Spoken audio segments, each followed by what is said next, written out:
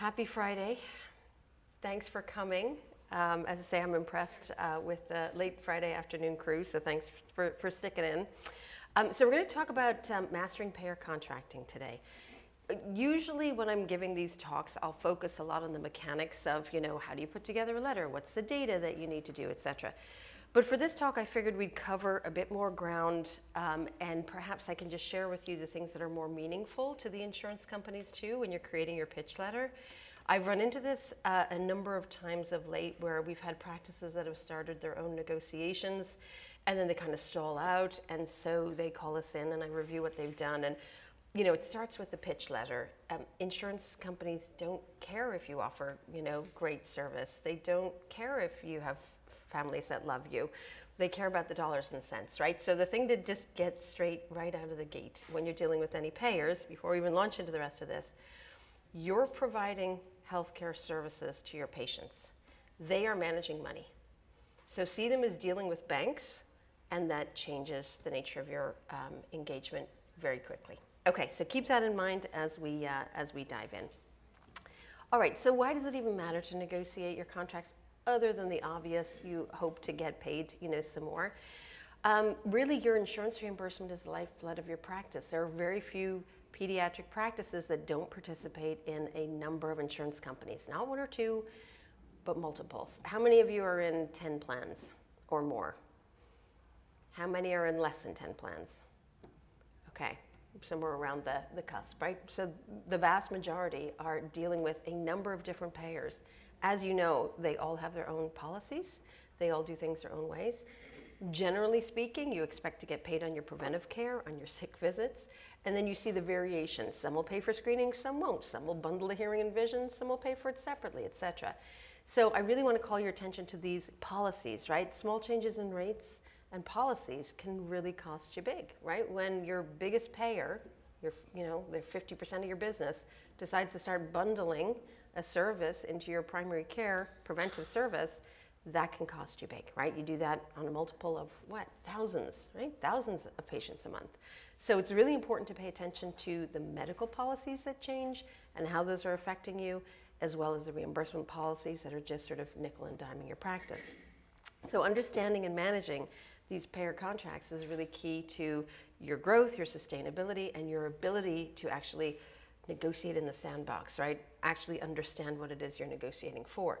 If you start a negotiation with, we don't like your rates, you don't pay us well, we need to have more, they'll say, we hear this every day, we don't care, right? So you have to go in with, you change the medical policy, it presents a material change to us, it's costing us $10,000 a month, we have to talk about this. That'll bring them to the negotiating table, right? Because that is actually a breach of terms. A material breach is anything that materially impacts you, right? So something that affects you. And if you read your insurance contracts, and we'll talk a little more about that in depth, but if you read your insurance contracts, even if you just open it up in a PDF and scan for the word material, watch where it pops up, right? And you'll see that you have recourse if there's a material breach. Insurance companies are very rarely challenged on these policy changes that in fact cost you big, right? So that's tip number one from today, takeaway number one. So understanding your contracts, therefore, is really essential to do. You want to first locate or request your contracts. Who here knows where their insurance contracts are? Anybody have copies handy? One person on the other side, I don't know, right? Might have been signed 10 years ago, 12 years ago, right? And the contract you signed probably looks very little to do with what contract you're under today. Why is that? Because they get amended all of the time. The insurance companies are allowed to make unilateral amendments to your contracts that you may not even know about, okay? Sometimes you'll get things in the mail. By the way, if you ever get something physically in the mail from an insurance company, pay attention to it. They will only go to the expense of mailing something if there's a regulation or a law requiring them to do so, right? When they change medical policies, they don't notify you of it. When they do all kinds of other things, they don't notify. So if something shows up in the mail, that's an uh-oh moment, right? Because you're like, what is this that they've actually gone to the expense and the trouble to, in fact, notify us about, right? So pay attention to that.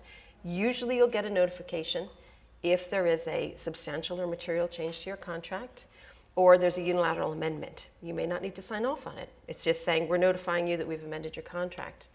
understand what the amendment means, right? It might just look very benign. Oh, it's just, we're meeting a change in laws that requires us to do or whatever. Usually we shrug and go, oh, okay, it's just a thing. But read it, see what that impact actually is to you, because even if it is something that they're required to do by state law, it still can affect the terms of the original contract under which you signed. You still have recourse. Even if you notify the insurance company and they come back and say, nope, this is the way that it is, we're covered for our contract, okay, but at least you asked and at least you found out, right? If we never ask, we can never expose or uncover things that may be affecting us or may potentially impact the practice. So you want to look for some very specific key terms in your contracts. There's a lot of legalese in these. I reviewed one the other day that was 87 pages long.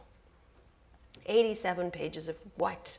Of what, right? Really rules, regulations, things that were specific to the state, things that were specific to certain lines of business like Medicaid and Medicare, right? So these are big, thick, hefty contracts. You don't have a degree in law, so I wouldn't expect that you would know how to read it. It doesn't mean that you need to pay a lawyer to then go through it for you. What you want to do is hone in on key terms. The things that are going to affect you big, clean claim definitions, right? Timely filing limits. Sometimes those aren't in the contract, they're in medical policies or under the administration guide on an insurance company website. So that's the other thing. If you're looking for something and you're not finding it in the contract, go online to the website, log into the portal if you need to, go under physician resources or provider resources. You'll find all the medical policies under there, you'll find reimbursement policies under there, and you'll find administrative guides. Start with the administrative guide. That's going to have things like timely filing, take-backs, things like that that may not be specified in your contract. So how do you know what you're even signing if you sign a contract? There's a lovely clause in every single insurance company's contract that says, please refer to the administrative guide and our medical policies and procedures. We make the policies and procedures, we can change the policies and procedures, and we expect that you will abide by the policies and procedures at all times, right? So if you're not focused on those things, it doesn't matter what contract you signed, those are really the things that are moving around under the guise of your contract, okay? So you're also going to look for things like downcoding and upcoding, audits, right? How frequently can they audit you? Sometimes they'll say we can audit you anytime we like. If you find that we just worked with a practice that was getting audited literally every other month, they were getting audit requests. And they were complying with these audit requests, and it just happened to come out in conversation. They said, oh no, we're working through this, another audit. And I was like, didn't you guys just have an audit? And they said, yeah, but like every couple of months we're getting requests for audits. I'm like, stop doing that immediately. So we reached out to the payer and we were like, this is the third time you've audited them this year. What's going on? And they're like, oh, well, we changed, auditing companies. And so, it was one auditing company that was the first request and it was another auditing company because they changed them. I was like, take them off your list. They get a free pass for the next 2 years. Enough already. This is, really cumbersome. So don't think just because you're audited, you have to comply. First and foremost, why are we being audited? What's the nature of the audit? You look at the contract. It says that you audit, every 6 months or once a year, unless obviously they suspect some fraudulent activity. That's different. That's an investigative audit. Very different, right? But routine audits, regular audits, if you find that you are spending a lot of time on these things with a payer, don't just do it. Question it first, right? At all times, question. Doesn't hurt to question, and it can save you a lot of time to question first and then find out. Termination clauses and renewal windows are also huge. Termination will tell you when you can terminate a contract. We had a client that came to us and said, I got to get out of this contract. I really hate dealing with this company. We signed on and we sent them a termination letter and they said, we're stuck in this contract for another 4 years. What are we going to do? So first and foremost, I looked at the contract. I said, why did you sign a 5-year contract? And they were like, well, we didn't realize it was a 5-year contract. We thought it was just like a 1-year contract. And so we wanted to terminate after the first year, but now we're stuck in it for 4 years. I'm like, no, you're not. If you refuse to see their patients, what are they going to do about it? What are they going to do about it if you won't see their members? They're going to force you to see their patients? They can't force you to do that. So we're going to have to agree terms. So we basically went back to the insurance company and said, that's nice, you want to keep us in for 4 years, but we actually refuse to do it because the cost of doing business is too high. This isn't a contract that we can maintain in this practice, yada, yada, yada. Right? And, they're like, okay, we'll release you from the contract because they don't want to have a provider that is going to not show up for their members and going to be turning members away. That's bad PR for them. But know what you're signing before you sign it. If you've already signed it, make sure that you understand when your renewals come up. If you are going to approach a payer for a contract negotiation, also know what your renewal window is. You will find clause language that says things like, you can terminate with 180 days notice prior to your anniversary date. So asking for a negotiation is the same thing to them as termination. Doesn't mean if you ask, you've got to terminate. But what they're saying there is there's a window. And if you're inside of that 180-day window, they've automatically rolled you over for another full year. Okay? So think about that. If you've got 180 days, you better be 6 months out from your anniversary date. Otherwise, you're in for a whole nother year. They've already decided that at that 180 day, right? So it'd be a year and a half before you can even get the benefit of higher rates. So you always want to know what are your renewal windows. Most contracts will be 90 to 120 days. Very few are 180, but we're seeing that more frequently now. And you're all looking at me saying, that's great, but I don't have the contracts. So where do I get the contracts from, right? So you're going to reach out to the insurance companies. Do this anyway. You want to have in hand and in-house what your contracts are, because we're going to talk about how you're going to assess those, how you're going to evaluate, and who you're going to go after in this next quarter. Because you didn't come to the talk just so you can walk away and say, that's nice. You came here so you've got an action item, leaving, and you know what to do to tackle your insurance companies. So reach out to your insurance companies. Most people say that's great, but I call the 1-800 number and I get nowhere, right? I call it the 1-800 good luck number, right? So you might hold for an hour, 2 hours. We have the ability to go online and sign up for portals. Some of you already know that, some of you don't. But start with even just one payer. United Healthcare I love to pick on because most people participate in United, whether they want to or not. So go to the United Healthcare portal, right? Log in. They'll give you I think it's called OnePass or something. You've got a single sign-on. Go in there. You can message. You can actually send requests. If you can't send me my contract, which you won't find. You're going to have to message them. But it will get a message over to network. It may take 3 months for your contract to appear, but at least you've put that in motion and it will be showing up at some point. That also, by the way, opens the door to your negotiation. Now you've engaged them. They've sent you your contract. You're going to review it and you're going to say, hey, we need to talk. You go back to the same place. Thank you for sending the contract. I need to talk to somebody in network management. We need to review this contract, right? That gets things started for you. So there's no downside to requesting your contracts. Even if you have a contract from 10 years ago, still request it. Because as I mentioned earlier, there are amendments and things that change that may be added to that you may not even be aware of, okay? So get your current papering. Okay, getting ahead of changing policies is really important. When I started the Verdant Group back in 2007, one of the first things we did was to actually track and monitor medical policy changes. And why were we doing that? We were doing that to see what was changing, what was affecting our clients, right? And we were looking for trends. We were looking to see who was the target for the quarter, because every quarter, for-profit insurance companies are looking for additional profits, right? How do they get additional profits? Well, they can only pay hike on the premiums once a year. But at any time, they can squeeze your pay rates. At any time, they can roll and bundle some services together. That puts a lot of money in their pockets, takes a lot of money off the table for physicians, right, and providers. So you always want to be able to monitor for changing policies to get ahead of that. 2007, there was lots of dirty tricks where they would backdate policies. They would change something, you'd start getting denials, you'd go looking for something, they would backdate a policy and say, oh, January 1st, we changed that. Well, it's April. Why are you releasing a policy now for something that you changed 4 months ago? You didn't provide any notification. You didn't make that transparent. So we did a lot of work back then to be a sort of a watchdog on that.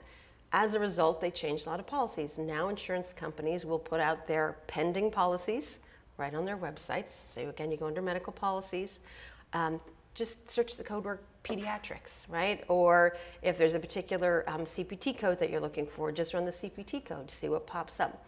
But a lot of them will have pending policies, or they will send out newsletters every month that will just give you a rundown of what policies changed. 11 out of the 12 months, there may be nothing that matters to you, right, being in pediatrics. But that 1 month, something's going to hit that you're going to see, that you're going to be like, oh my gosh, they're not going to cover the certain screening that we're doing anymore. What do we need to do? How do we adjust to that, etc. So if you can get out in front of what's coming, you can change it. We had a bunch of practices in different parts of the country that got caught short on the telehealth and built out great telehealth programs, right? Because through COVID, all of a sudden the insurance companies were paying providers of care for telehealth instead of just the big box telehealth companies. And then all of a sudden one day they switched policies and stopped paying for it. They went back to paying big box Televox or whatever the heck they're called, right? And those programs obviously just came to a screeching halt, but not for 30 days, not until the denial started coming in for all the care that had been provided. So it's really important that you stay up to date on that. The simplest way to do it is sign up for notifications, right? So again, go on to all of your payers' portals. Don't just go through Availity. Availity puts out very generic stuff. Literally do it by payer portal. And you'll see sign up for our bulletins, sign up for our newsletters, sign up for them, and when they hit your inbox, read them. Read them. Some of them are very opaque. You'll get a laundry list of, here are all the medical policies that have changed. Click here to view the list. And then you view the list, and the list doesn't really tell you very much, and then you have to click into each of the policies. But do it anyway. That 10 or 15 minutes every month will be worth it. Sometimes you'll find some lab bundling in there. Right? All of a sudden they're not paying for, quick strep tests in office or those sorts of things, right? That's where you're going to find that information. So what do you do when you get hit with something like that that's going to impact you big? Anybody remember that word that I used at the beginning? Material breach of terms, right? So you price out what the cost of that is to you. So let's say, for example, an insurance company decides to no longer pay for an Edinburgh screening. You just do a look back over the last 12 months. How many of those did we do? How much did it pay from this payer? And you write them a letter and say, dear abomination of an insurance company, we see that in your infinite wisdom, you have decided once again to compromise children's care by, removing this policy or bundling this policy. For us, that amounts to $50,000 less in income due to your awful policies. We need to talk, right? Or we will be notifying our patients and their employers that you no longer cover something that is essential and is on the AAP schedule, yada, yada, yada. And we will be requiring your members to sign a waiver paying for that out of pocket, unless you respond to us in 30 days and we have an opportunity to talk, right? Now, when you do that, a couple of things happen. If enough practices fire back at them right away, they go, oops, let's roll back this policy real quick. This isn't going well. I can say this definitively. I worked at United Healthcare for 2 torturous years, way back early 2000s, right? But here's how it would go. They would roll out a policy change. I managed the downstate network market in Manhattan and the boroughs. They would roll out a policy change, and they'd say, okay, let us know if you hear anything. Keep your ear to the, to the ground, and let us know if you hear anything. And there'd be crickets. And senior management would go, that went great. Let's roll out the next one. I kid you not. That went great. I used to call pediatricians because I used to manage pediatric practices, and I'd be like, you have to object to this policy change. Here's what you need to do. And then I would go to senior management and I'd be like, oh, 3 of the top practices in Manhattan really have a problem with this. We need to reconsider. But I literally had to call the doctors to say, please respond to this. And they were like, we didn't even know about it. We didn't have a clue, right? So you need to be informed, and then you need to speak up and say something. That can get it rolled back for everybody if you're successful. In the best case scenario, in the worst case scenario, you at least gain an audience where you can pitch your case and say, we can't take a $50,000 hit. We're not willing to do it. So let's talk rates. You can add that if you can't change the policy or you don't want to change the policy. We need to figure out how you're going to roll those dollars back into our contract, and that's where you get increases on your well visits, right? So you say, okay, that's fine if you need to move the money around, but we're not going to lose that money. You're going to put it somewhere else. And then of course you always ask for way more. You say, and for the inconvenience and the this and that, and while we have you, these rates are terrible anyway, and compared to your competitors, they're really bad, so we need to get them way up, right? If you don't ask, you don't get. So use those things as opportunities to actually manage your contracts and your rates. Okay. And I talked a little bit about the payer will not update you directly unless they have to. And if they have to, it's usually a material breach. Okay. Payment policy pitfalls, right? Fee reductions without notification due to policy changes are our single biggest issue. As I mentioned, they'll just bundle something, or they'll stop paying something, or they'll say it's a covered service but not separately reimbursable. Yeah, you've seen that one. Yeah. Because the ABN doesn't cover it. Right. You're like, What does that mean? It's a covered service but not separately reimbursable. That means you're saying I've got to provide something under my contract that you're not going to pay me for. Anybody showing up to work and not taking a paycheck? Right? Last I looked, that was, an abusive labor laws. So same thing matters here. And they do this through denials and bundling. They do it through credentialing delays affecting revenue too. Okay? So if you find that you're bringing on a new provider and you put in your credentialing and they say, don't see our members until we tell you that you're effective. You look at what their policy is. If it's 120 days, you say, okay, it's going to take 120 days, or, we'll wait this out. I'll give you a couple of side tips on how you can actually hire a provider, be able to bill out those services while you're in that period. But if at the end of 120 days they have not come through with this, typically they'll be like, oh, well, it's pending. It's pending. Again, don't see our members until we tell you to. That is an untenable situation. Your business cannot function with, okay, so I'm just paying somebody to sit here that can't see any members. That is impacting your business, right? So you want to send them a sternly worded letter. I usually send it with the credentialing packet and say, this provider is due to start effective date so-and-so. Per your policies, takes 120 days. We are submitting everything clean. If there is an issue with this, please inform us within 3 business days, blah, blah. And then you follow up. Did you get the packet? Do you have everything you need? When's credentialing committee? And if they say, well, we don't know if it's going to go to this credentialing committee or the following month, you say, I've notified you already when this provider is starting. It needs to be in this upcoming credentialing committee. Yes, ma'am. Okay. And they'll, those are about the only things you can do in that credentialing window. But do it. Again, engage, right? You can get through to credentialing departments way faster than you can network management or anybody else, right? So do those things because the credentialing delays can cost you big. I promise you a tip on that. So if you do hire a provider, like say, you're hiring them inside of that 120-day window, just have a collaborative agreement that rides that employment agreement or employment offer that says for the first 90 to 120 days, you will be in training with senior, provider so-and-so or senior partner so-and-so. You will simply bill those services out under that senior provider. Chances of getting audited by an insurance company are slim to none for that, right? In other words, they don't know that it's a different provider that's providing those services. However, should you get audited or should a patient say, hey, why is my bill with Dr. Smith when I saw Dr. Susie, right? And they question that with their insurance company or something, and the insurance company comes knocking on your door and says, hey, we need to find out how you're billing this, what's going on. You can say, yeah, Dr. Susie is in training under Dr. Smith for 120 days. Yes? So we have a provider actually starting next week. Yeah. And I have done none of their credentialing because I thought that, I guess it happened when they started, not necessarily prior to their start. Yeah. So their agreement has already been signed. So should there be an amendment just for purposes of stating what you just stated, just to cover rear ends and Absolutely. Stuff? Just do it as an addendum. It doesn't even need to be an amendment. They don't even need to sign off on it. You can just say, oh, we're just adding an addendum to the contract that you'll be in training under Dr. So-and-so until such a time as you're through on the insurance contracts. Also to note, there is a way within the EHR to put a separate billing provider in billing. Okay, perfect. Thank you for that, Tim.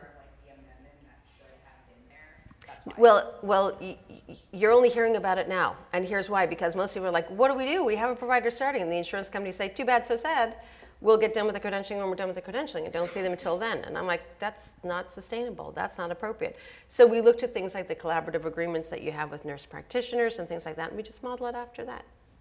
We have ours. We do that, but we have a co-signer. So yeah. The chart, is that right, where you would send them off to co-signing will keep you the squeaky collaborative, clean. It'll keep you squeaky clean on that. Yep. Some busy practices, we've had some clients that say, I'm already seeing 35 patients a day. I just can't possibly. It's like, okay, we're just going to put this under this agreement. Do spot check those. Do have those in the hallway conversations. Do keep eyes on, etc. Where you can sign off on some, make sure it's a sampling. That'll keep you squeaky clean. It is not the big deal that we would think that it is, because chances of getting audited are so rare on that. But you want to make sure that if you are audited, you actually, have a piece of paper that says, this is how we do it. They're in training. That's it. What's your problem? And that just makes it go away. Okay? And then age-specific policies. This is a big one. So I had a conversation the other day. It was on the phone with a client out in Nevada, and they were scratching their head going, you know what, sometimes this gets paid by United, sometimes it doesn't. I just can't figure out what's going on. So of course I pulled up the preventive healthcare policy, and we keyed it in, and they will pay it on 3 months, 6 months, and 12 months. And that's it. So I said, well, you're seeing it getting paid sometimes if it's a 3-month-old kid, if it's a 6-month-old kid, or a 12-month-old kid. But if you're doing it any other time, that's when you're getting the rejection. It's an age-specific denial. And the billing manager, she was like, well, why can't they just have a code that says that? It was, they weren't pending it for patient. They were basically saying it's a non-covered but not separately payable service. And we couldn't figure out what that was. And I'm like, it's a policy issue. So you have to know what those policies are. And we compared it to Aetna and we compared it to Cigna, and they all have different age ranges on it. Cigna will do it up to age 3 or something. United will only do it up to age 1, right? So again, you're going to have these highly variable policies across your spread. The good news is in pediatrics, and in any specialty, you have a finite set of services that you're doing, right? So while it seems like a lot of work to figure all of this out, most of the major insurance companies will have all of your screenings, all of your preventive stuff under one policy.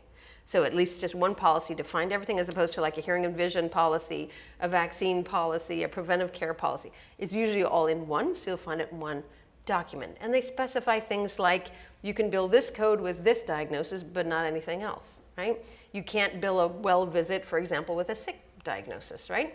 So all of the information is usually contained just in one. So make yourself really familiar with that. Okay, and then I want you to evaluate your payer business. Look at your payer mix. Does anybody even know what I mean when I say payer mix? Okay, if you do, your payer mix is what are all of the contracts and the networks that we're participating in, and what percentage of my business is done in that. So how do you define percentage of business? It could be on charges.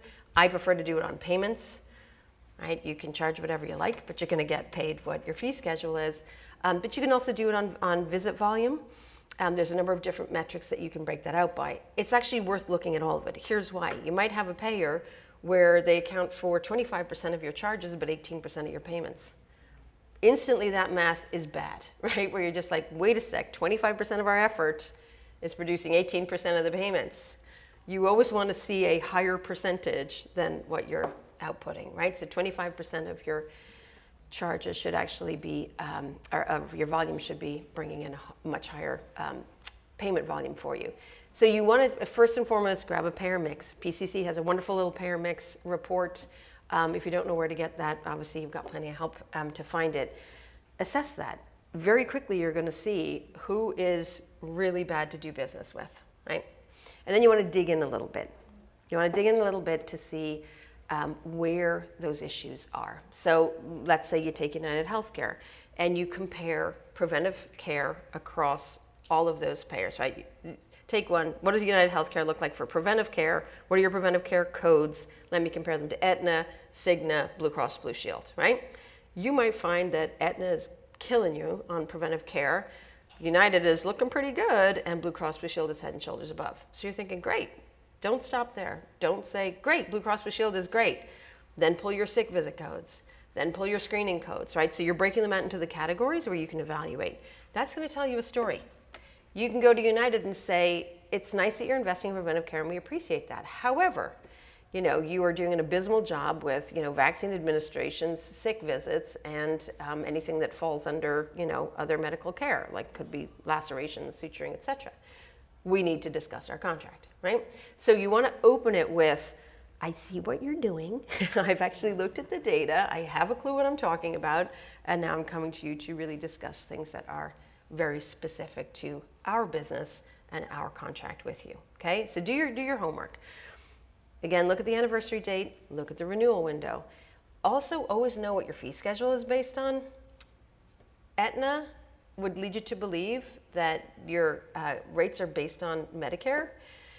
If you see AFMS, it's Aetna, or AMFS, Aetna Market Fee Schedule. So they'll say 100% Aetna Market Fee Schedule RVUs, right? So when you see RVU, you tend to think CMS RVU.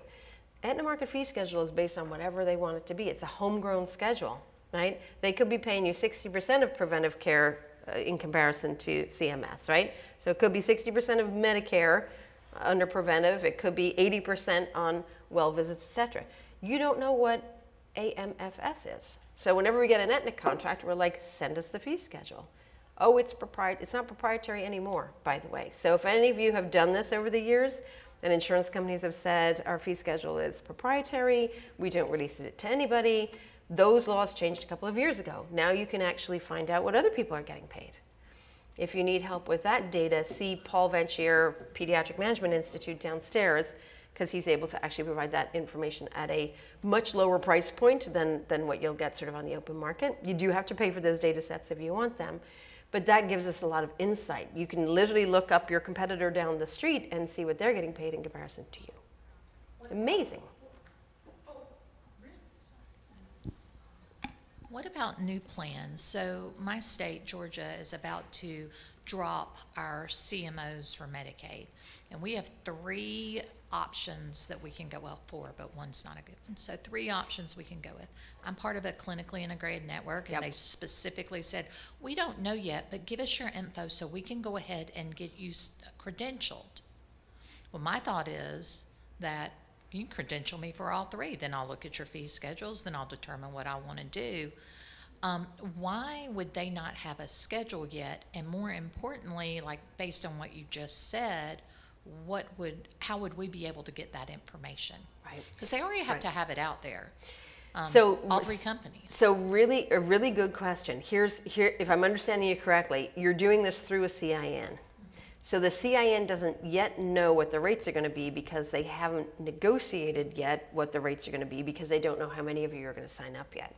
So it's always this chicken and egg for CINs. They're like, we have a network. And the payer's like, well, how many's in your network? Well, we're signing them up, right? So they have to sign you up first to then go and say, we have 100 practices or whatever that happens to be, right? Or we're representing 1,000 providers. And then that negotiation happens. But the insurance companies won't offer a deal. They never negotiate against themselves. See it that way. They're never going to say, well, we'll give you 120% of Medicare, if perhaps you might have accepted 85. So they're always going to say, well, what are you looking for, right? So the CIN needs to know how many they've got in that pool. That's going to sort of determine what their leverage position is going to be. But the CIN needs to credential you first so that they have that, you're locked in, so to speak. Make sure when you do that, if they're saying, well, just sign up anyway, you can always, step out of the contract. You need to make sure that it's like, well, when do I get to step out of the contract? Do I have to participate for a year? Is it a 3-year contract? That goes back to what we were saying in the beginning. That's exactly how that person ended up in a 5-year contract. They didn't understand it was a 5-year contract they were signing. So you want to get those details first, but that's why they don't yet know. Now you can look at any of those payers and say, okay, generally, what are they paying? In the general market, that'll give you a sense of it. Well, they're all, one of them's Humana, so Yeah. they're not going to have anything for a CMO yet when That's they right. start taking it over That's right. next year. That's So right. It would be hard to get those. Yeah. And But the I would other say is United Healthcare is going to be one. sign up for all of them with the caveat that once you see the rates, you have the option to withdraw. If we're trying to talk to United Healthcare about how they're paying, much less than everybody else, and they say, well, what is everybody else paying? Are we allowed to give them that information? Not by name. Well, they hope that you will, because that's how they're going to, well, now they can see a whole lot more. There's a lot more transparency in the market, right? But you would say, well, here are our top 3 payers, payer 1, payer 2, payer 3. And payer 1 in aggregate pays this. And you don't need to give it in aggregate. You could say, payer 1, and that might be Blue Cross Blue Shield, pays us 123% of Medicare for our preventive care. And you're paying us 83. That's a huge delta, right? So you can say, so we'll start there. And then if they're like, well, what's your middle payer? Or what's your next lowest payer, right? You can say, I've given you what we expect. Blue Cross Blue Shield is our biggest book of business.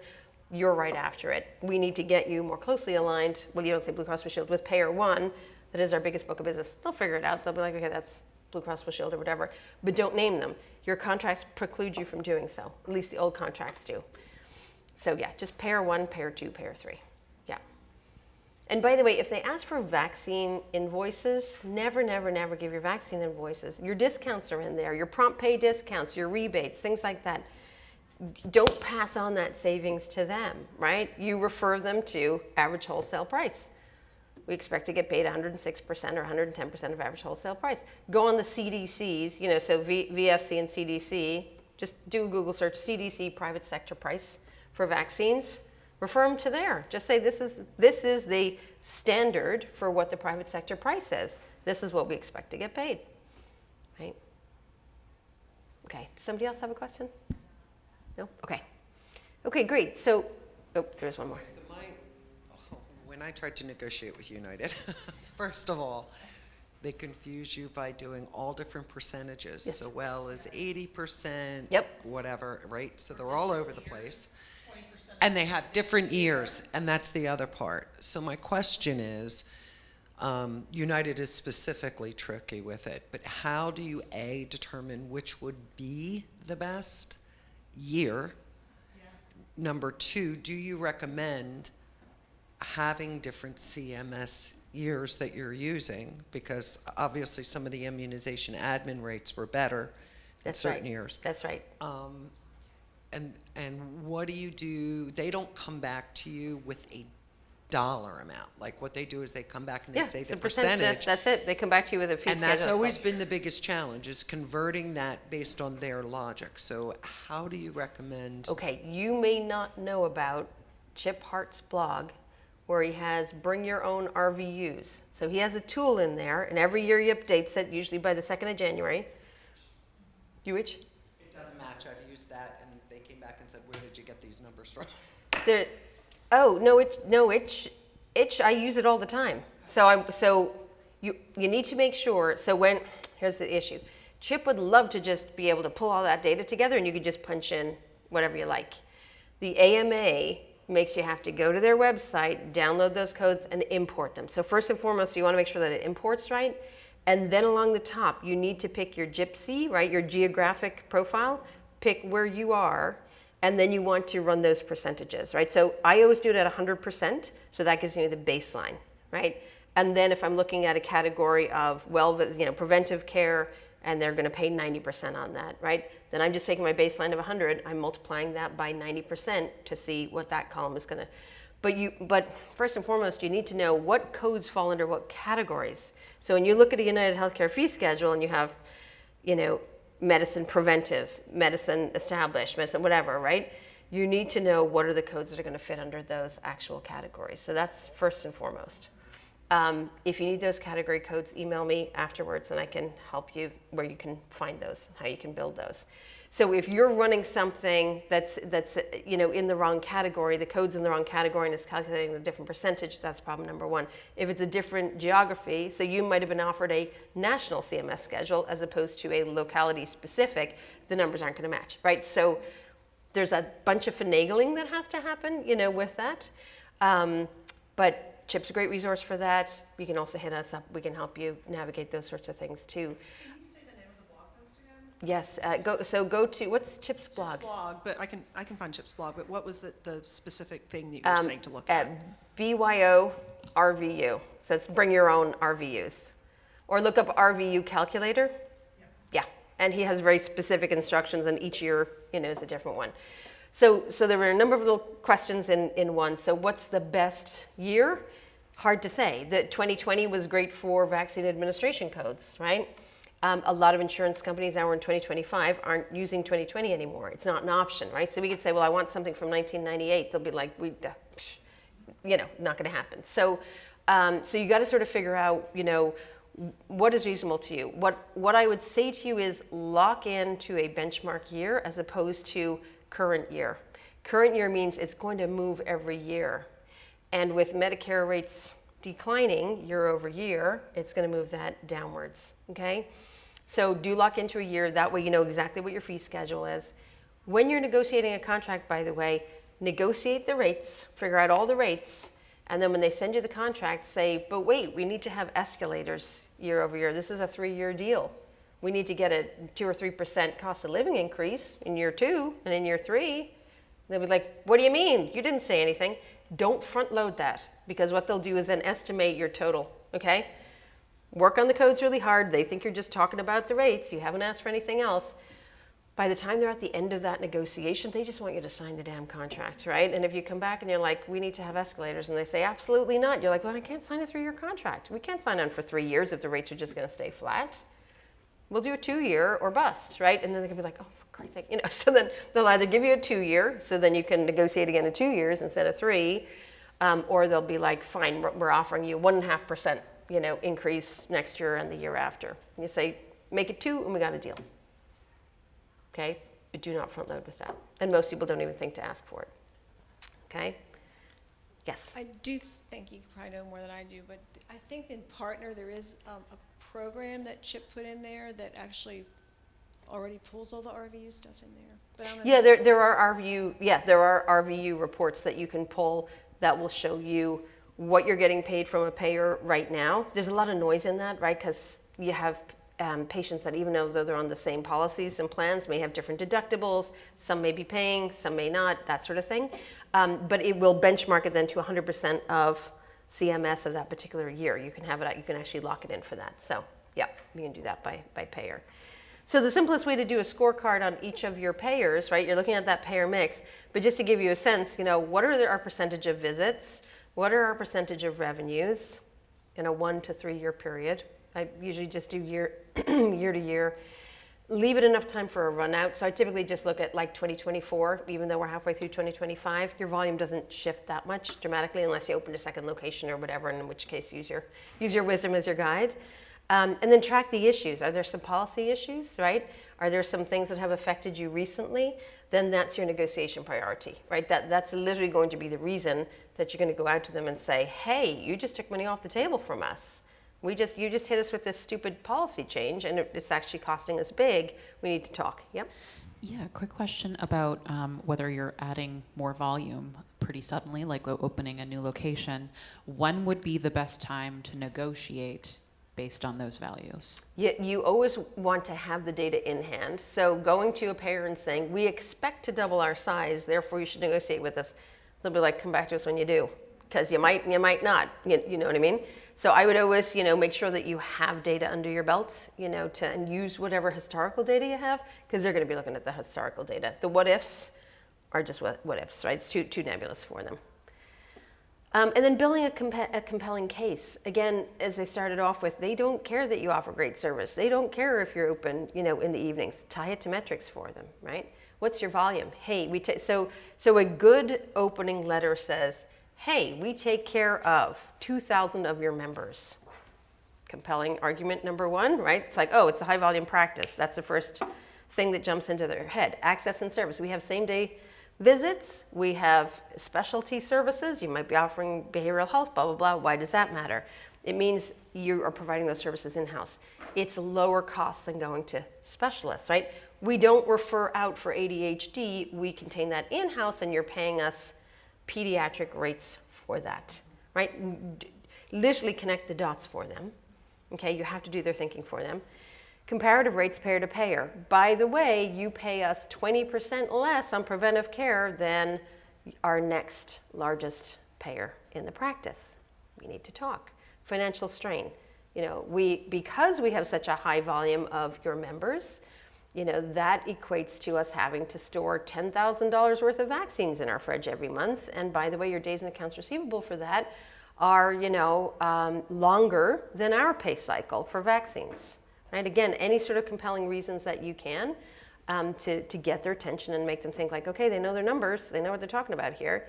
Immunization and screening rates, behavioral health integration, all of that stuff matters. Throw your metrics at them. And by the way, we scored 92 in HEDIS measures for, immunizations, right? Now they're like, okay, this is a high quality practice, high volume, high quality, knows their numbers, very specific with the things that they're calling out here. Patient satisfaction and access metrics are good too, just in terms of, by the way, your members rate us as a 4-star practice or a 5-star practice. Goes a little bit of a way. Look at your scores on their directories. That's the other thing too. If you look yourself up in United Healthcare's directory, you have a rating. You have a scoring. Where's that scoring coming from? It's coming from patients, etc. But they're using them, so that carries a little bit of weight. You saying our patients love us means nothing. You saying we have a 4.9 stars in your directory based on patient satisfaction actually does mean something, right? And then operational efficiency, low no-show rates, EHR usage, these sorts of things are good. Why is there a low no-show rate? We have a low no-show rate because we are consistently in communication with your patients. We use certain software. We have a patient portal that we routinely use. We offer secure messaging and so on, so that our ability to service patients and get in front of illnesses is second to none. It prevents ER visits. We have a really low percentage of asthmatics that end up in the ER because we have evening and weekend hours, or we have a special asthmatics program, what to do if you need us. Those sorts of things are impactful because they read that as lower cost, lower cost, lower cost, right? So if you're lower cost and you're asking for increases, they're thinking that this is affordable to do because you're costing them less than other practices, perhaps. So that's a nice, compelling way to do it. And then frame your proposal. I think we're just at time. Frame your proposal. If you don't ask, you can't receive. Some people say, well, I think we're too small, or maybe, I don't know that we're going to get any traction. Find out, right? The more compelling doesn't mean, some clients will say, what's the magic number? What's how many patients do we need to be taken care of before, an insurance company is actually going to listen to us? It's whether they need you in their network or not, right? If you happen to be taking care of their members that are with some high-paying, self-funded employer groups, and you may not even know this, and you probably won't know this, but if you're looking after a sort of a select section of their network that they need, you have leverage that you may not even know about, right? So you always want to ask, you always want to put it forward, and you want to ask for what it is that you want. Don't go too high. If you say, we need to double these rates, they're going to be like, this one's a joke. Next, right? Because they're never going to get there. What can you expect in terms of increases? They'll lowball you. They may offer you a 1% to 2% increase and think they're doing you a favor, okay? If you ask for 30%, you've blown your deal. Ask for 10 to 12%. The best way to do it is we need 12% on preventive care. We need an extra 8% on, you're paying us reasonably well on sick visits, but it needs to come up 8%. Our vaccine administration fees are in the toilet. That needs to come up 15%. Right? Because then they're kind of like, oh, they're trying to follow the numbers. Do to them what they do to you, right? With these fee schedules. But then they also are like, okay, well, they've done their numbers. They know what they need, right? So ask. Include your justification points. We have low ER rates. We, have a high volume of ADHD and asthma patients and blah, blah, blah. Any of those, compelling points that are based on quality, clinical effectiveness, and lower cost is going to help win the day. And then build your payer relationships. If somebody does reach out to you, don't give them a hard time. Don't be like, yeah, this sucks. We're only going to stay in if you do.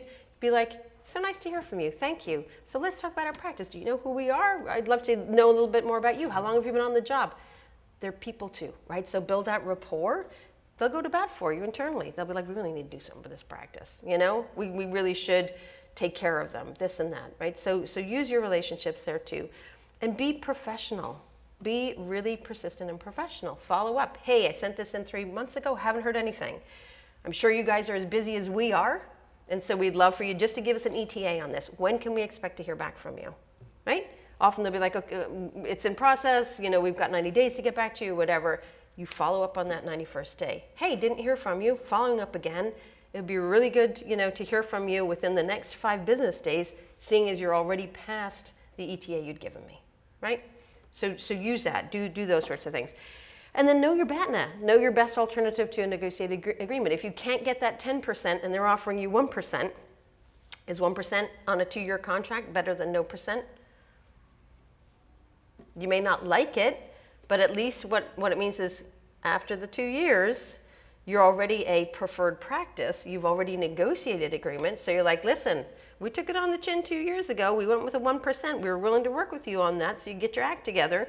And now we need 10%. We really need you to bring these rates up, right? Okay, this is the practice we're going to have to do a better deal on, so we're just going to get that done. But you're already in the catbird seat because you've already negotiated a contract, right? So use it. But if you never get off the ground, then you never get off the ground. So this is your action plan. Audit your current contracts when you get back to the office. Extract your key data from PCC. That's your payer mix. Do your little scorecard. Build those payer scorecards. Target at least one payer this quarter. Okay, one payer this quarter. I know who all attended this and at home too. So I'm going to follow up with all of you and say, which payer did you pick, right, to negotiate? And then prepare your negotiation request. Follow the payer's process. If they say, please submit it to goodluck@aetna.com, submit it to goodluck@aetna.com, right? And then call and follow up. Did you get it? Don't wait the 90 days or whatever. Call and follow up, right? Usually they have an automatic response. That's your receipt, right? So then you follow up from there. And then follow up, follow up, follow up, follow up, follow up. Squeaky wheel gets the oil, right? If they say no, nope, can't do a deal for you. Why not? What else can you do for us? If you can't negotiate rates, what have you got? You got a PCMH type program? You got any extra incentives? What have you got for us? Well, maybe we could put you in, pool you in with some other practices, in the ACO program or blah, blah, right? We've done this a number of times. There are always ways. But if it's a hard no, nope, you don't do enough business with us, like maybe you're only doing $300,000, $500,000 worth of business with them, you say, well, at what point should we come back to you on that? And they might say, well, there's not really a number. Okay, great, we'll be in touch again in 6 months. Don't close the door, don't just accept it. Follow up again in 6 months. Hi, it's me again, looking for a deal. What have you got for us? By the third or fourth time you're hitting them up, they usually cave. They're just like, they're not going away. Just give them something for the love of God, because they're busy too, okay? But they see your persistence and they see you constantly following up with this. Just checking back in. You got anything? Oh, by the way, you changed the medical policy. Now we really have to talk. Now you're taking money off the table, right? That's the trigger point for them then too. Oh, okay, what does that look like, etc.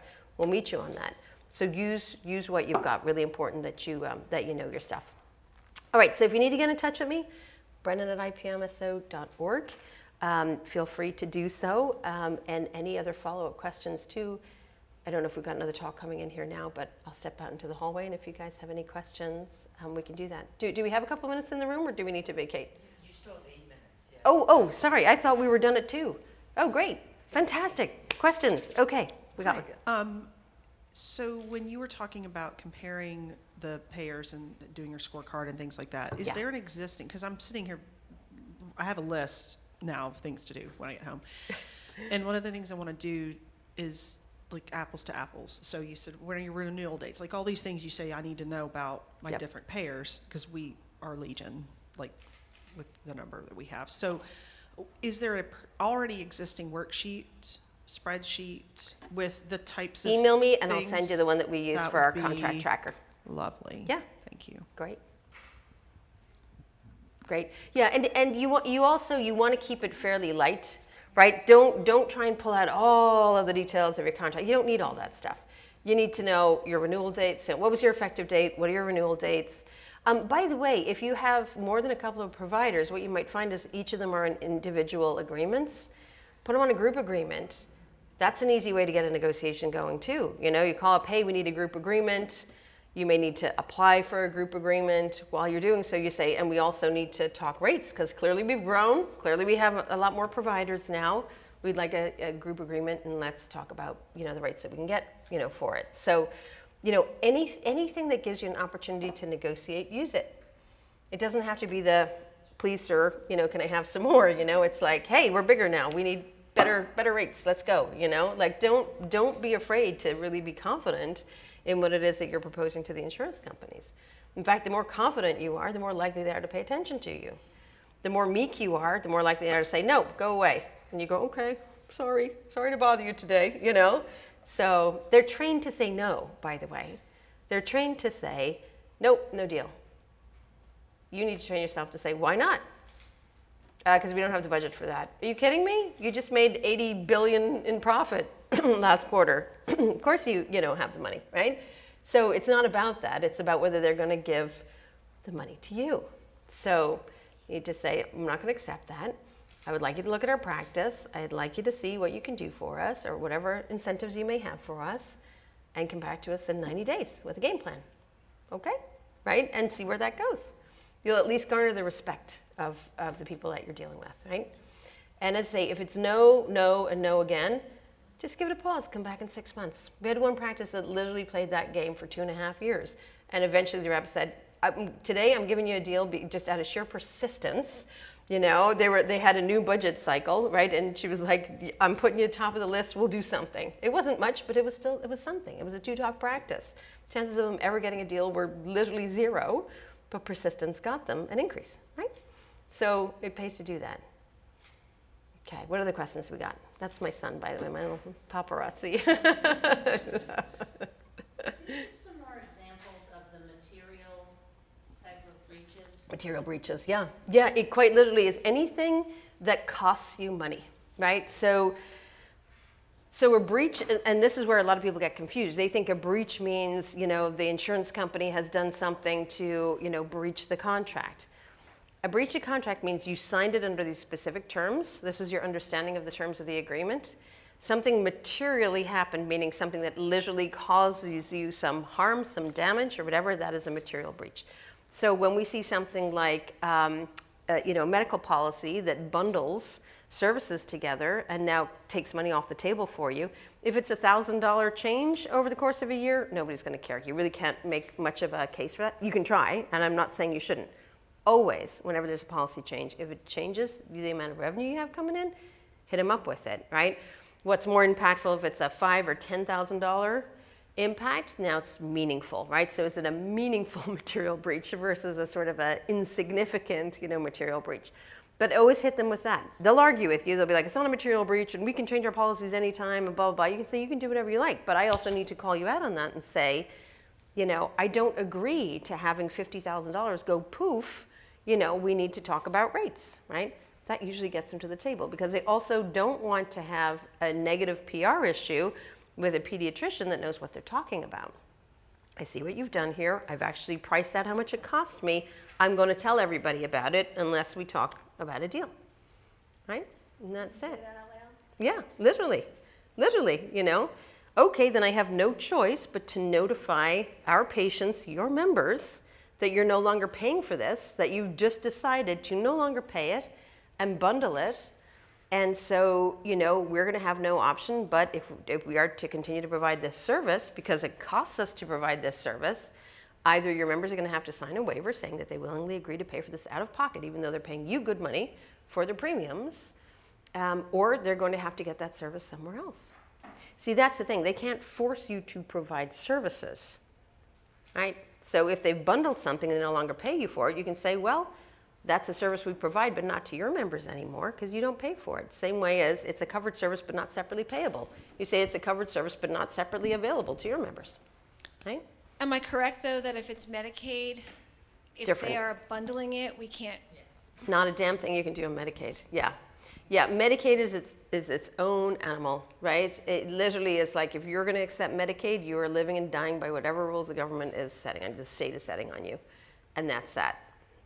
And that leads me into that conversation at the beginning we talked about. There's a lot of challenges coming, right? So today news just broke that there are going to be up to 15% price hikes on the exchange market for premiums, right? So here's what the insurance companies are going to do. They're going to hike what it costs individuals to purchase that insurance, and they're going to decrease what they're paying. They already have somewhere between a 10 to 12% delta, lower paying than their PPO plans, right? So you're already getting paid less on the exchange plans. So they're going to go after whatever increases they think. And so why are they going after the exchange market? They're going after the exchange market because there's going to be big cuts on the Medicaid and Medicare side, right?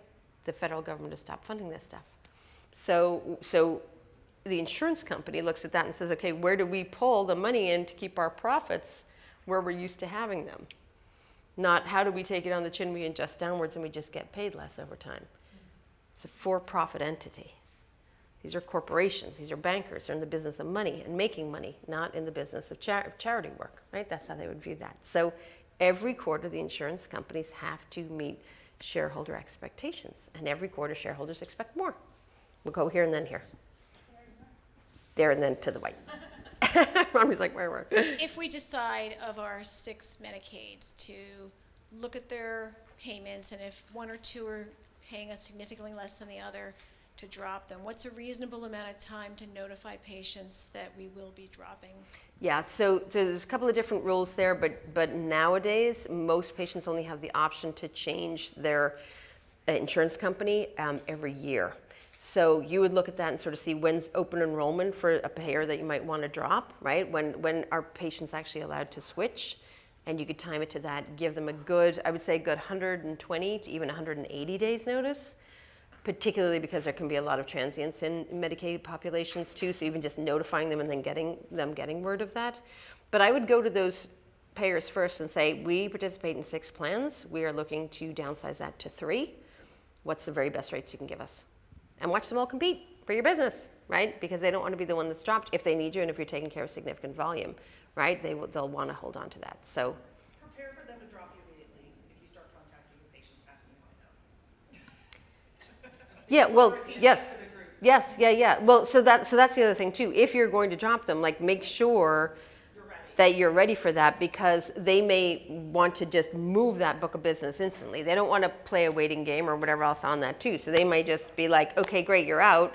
And they'll just take those, 2,000 names and reassign them to some other PCP, right? So there's stuff like that. So in other words, don't play chicken with a game like that. It basically is whoever you're going to drop, you're going to drop. Have a long notification period, but to your point, they may then determine, well, actually, we're not going to let you terminate by November 1. We're going to drop kick you off of it right now. So yeah. What state are you in that happened? That happened in Tennessee. Tennessee, yeah. Okay, so one comment and then one question. So comment to yours. We had this similar problem in the state of Georgia. We have 4 CMOs. One of them we did not want to take it. The referral process was just absolutely horrible. One of the CMOs ended up merging, but we didn't know they were going to merge to the end. And so what we did was we contacted the one we really like working with. The referrals are easy. We don't have problems with scripts. Everything works so smooth. And the other one we kept because of foster families were always on that one. We told them that we would be willing to drop the other one if our patients could change, and would they like to come and bring a representative into our office to help them do that. And so when we ended up sending the letter out, then they were able to let people know that they would be in our office. They came and sat in our office on like 3 different Mondays and were able to sign people up because it was at re-enrollment time Right. that we found out. So it might be something worth, pick who you like rather than just try to, and get rid of the other. Right. And then have them help your patients where you're not having to jump through hoops or get them to change. You're actually providing a service to your patient with that too. Yeah, and they don't have to change. We're just saying that we're not going to be taking yours. If you want to change, these are your options. Right. Oh, by the way, that person's sitting over there in the other room. That's right. And yeah. so they could go up to the table or they could not go up to the table. Yeah, and what you're hitting on is a very important thing, and that's called steerage. So some of your contracts will literally say you cannot steer patients. So you can't say, listen, United, we hate your guts, and we're moving everybody over to Aetna Better Health tomorrow, right? That's steerage. They'll be like, you can't do that, right? But what you do is you say to your patients, we'll no longer be able to participate in your plan effective such and such a date. Here are the other plans that we are participating in, right? And you feel free to change. And to your point, and by the way, if you wanted to do that on Monday, August 2nd, that representative will be sitting in our office. So my other question is, and this is just a simple one. So I'm part of this clinically integrated network. I've asked for my Blue Cross Blue Shield contract, and I'm not getting a copy of it from them. I can't go to Blue Cross and Blue Shield and get a copy of this. We've tried. How forceful can I be to my CIN? They're like, oh, well, we don't really do that. I'm like, well, I really want it, and all of this. I mean, like, what is there? Are my hands tied or No, not? not at all. I would have your lawyer draft a very simple letter that says, Dear CIN, we have a right to know what's in our contract. We've asked several occasions for it. You've yet to produce that. We really don't want this to become a torturous issue. Please release that immediately. Well, I actually have just been elected to the pediatric task force, so I can get a copy of the contracts. Beautiful. But Okay. that won't take effect quite yet. But then you also should bring that to their attention to say, being opaque in this is not helping you. There needs to be a transparent process. And sure, maybe you don't want to field questions about, well, why is it this and what's negotiated in that? So have a set of talking points. Frequently asked questions about the contract. Yes, the CIN negotiates the contract on your behalf. Yes, there are concessions that we have to make to the insurance companies. Yes, we do the best that we can do for all of the specialties in the CIN. So if you're, in a particular specialty and you don't like the way the contract looks for you, understand that this is an aggregated contract and we have to, do for the whole. So you can have some talking points on that, but that's often why they're reluctant to even, share those contracts, because they don't want people that don't have a clue about contracts and contracting to then be asking a bunch of really irritating questions, about that. Well, why did you do this? Why did you do that? So you can say, we'd be happy to release the contract if that's something that you need a copy of. However, we will not be entertaining questions about how and why we negotiated things the way that we did. Please understand, as part of a larger network, that all members have to be accommodated in these negotiations, and this is absolutely the best contract that we could get, at the time. And we're constantly working on how we can, improve things here at the network. That's it, So you kind of shut that down before there's a bunch of annoying questions on it. But that's usually why they're kind of gatekeeping on that stuff, but it's never a good look, Welcome. Any last questions before we wrap up? Okay, great. Thank you so much. Again, thank you for being here on a Friday, and appreciate you. And at home.